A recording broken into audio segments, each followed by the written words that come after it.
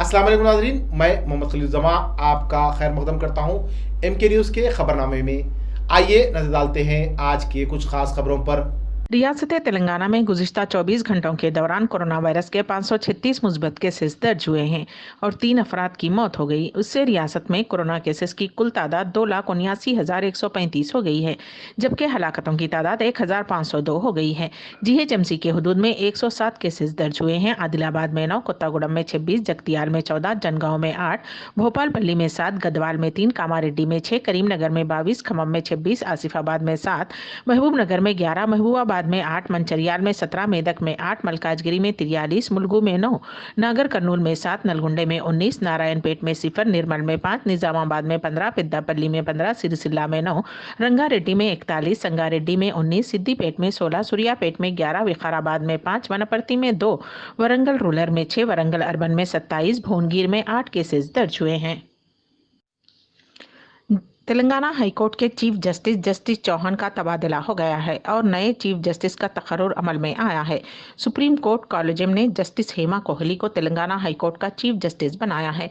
Telangana high court की तश्कील के बाद पहली मरतबा एक खातून को चीफ जस्टिस मुकर्रर किया गया है। जस्टिस हेमा कोहली फिलहाल दिल्ली हाईकोर्ट की सीनियर जज हैं। तेलंगाना राष्ट्र समिति की रुकने कानून साज काउंसिल के कविता ने सन 1971 की जंग को याद किया। उन्होंने सोशल मीडिया के अहम प्लेटफॉर्म ट्विटर, जिस पर वो सरगर्म रहती हैं, पर अपने एक ट्वीट में कहा कि 50 साल पहले आज ही की तारीख को हिंदुस्तान ने सन 1971 में पाकिस्तान को शिकस्त दी थी। कविता ने कहा कि वो हमारी फौज के अज़्म को सलाम करती हैं और उन बहादुर दिलों को आजिज़ाना खिराज पेश करती हैं जिन्होंने मुल्क की खिदमत करते हुए अपनी जानों की अजीम कुर्बानी दी है। साथ ही आखिर में उन्होंने जय हिंद और विजय दिवस भी लिखा। तेलंगाना में ख़वातीन की ख्वानदगी की शरह 66.6% है, जबकि मर्दों की ख्वानदगी की शरह 84.8% है। ये इंकशाफ नेशनल फैमिली हेल्थ सर्वे में हुआ। NFHS ने रियासत में 27,351 ख़ानदानों का सर्वे किया, जिसमें 27,518 ख़वातीन और 3,863 मर्द शामिल हैं। सर्वे में बताया गया है कि शहरी इलाकों में ख़वातीन की ख्वानदगी की शरह 81% और देही इलाकों में 58.1% है। मर्दों के मामले में ये शहरी इलाकों में 90.2% और देही इलाकों में 81.3% है। सर्वे के मुताबिक 45.5% ख़वातीन और 61.2% मर्द 10वीं जमात की तालीम हासिल की है। 10वीं जमात से ज़्यादा तालीम याफ्ता ख़वातीन की तादाद देही इलाकों में 36.3% और शहरी इलाकों में 60.9% है। मर्दों के मामले में ये शहरी इलाकों में 71% और देही इलाकों में 54.6% है। ताहम 2 माह कबल जारी करदा कौमी शुमारियाती सर्वे में बताया चला है कि हमारी रियासत की ख्वानदगी की शरह 72.8% है। हैदराबाद की कुल हिंद सनती नुमाइश इस साल मुनक्किद होने के इम्कानात कम हैं।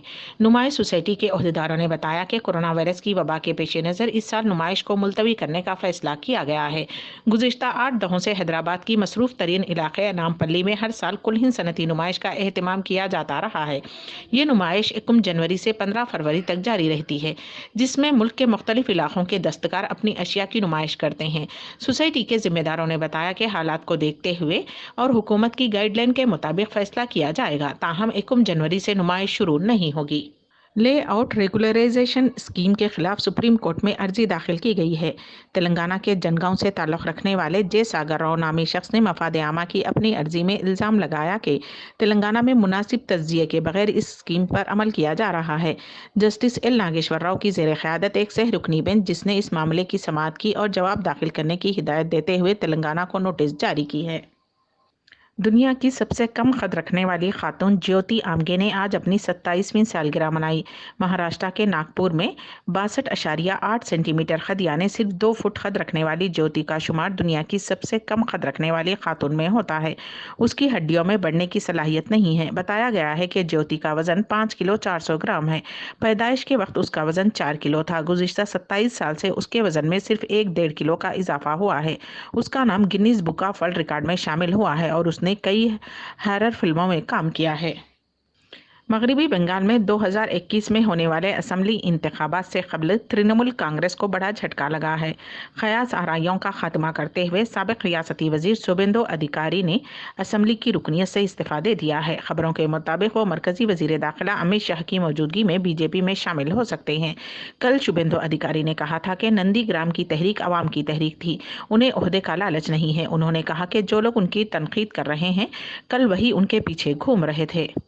केरला में आज बलदी इंतखाबात के वोटों की गिनती हो रही है। यूडीएफ लीडर वेणुगोपाल को महज एक वोट से शिकस्त से 2-4 होना पड़ा, जो कोच्चि म्यूनिसिपल कॉरपोरेशन के मेयर उम्मीदवार की हैसियत से इंतखाब लड़ रहे थे। वेणुगोपाल को गैर मुतवक्किल तौर पर शिकस्त का सामना करना पड़ा। उन्हें बीजेपी की उम्मीदवार पद्मा कुमारी के हाथों एक वोट से शिकस्त हुई। वेणुगोपाल ने कोच्चि कॉरपोरेशन के नॉर्थ आइलैंड वार्ड से मुकाबला किया था। वेणुगोपाल, जो पहले ग्रेटर कोचीन डेवलपमेंट अथॉरिटी के चेयरमैन थे, इस मरतबा सिटी मेयर बनने का इम्कान था, लेकिन वो एक वोट से हार गए, जिससे उनकी उम्मीदों पर पानी फिर गया। वेणुगोपाल ने कहा कि वो तकनीकी वजूहात की बिना पर हार गए हैं। उन्होंने कहा कि पार्टी कायदीन से मुशावरत के बाद दोबारा गिनती का मुतालबा किया जाएगा। उत्तर प्रदेश के संभल जिले के धनारी थाना इलाके में NH 509 पर चहरशंबे को एक भयानक सड़क हादसा पेश आया। रोडवेज बस और टैंकर में जबरदस्त टक्कर हुई, जिसमें 7 अफराद की मौत हो गई, जबकि 25 दिगर अफराद जख्मी हो गए हैं। जख्मियों को मुख्तलिफ हॉस्पिटल में रवाना कर दिया गया। जाए वाक़े पर DM और SP बिशुमूल सभी आला अफसरान मौजूद थे। हाईवे पर जाम लगा हुआ था। इसी के साथ MK न्यूज़ का इख्तिताम होता है। हमारी मुलाकात अगले बुलेटिन में।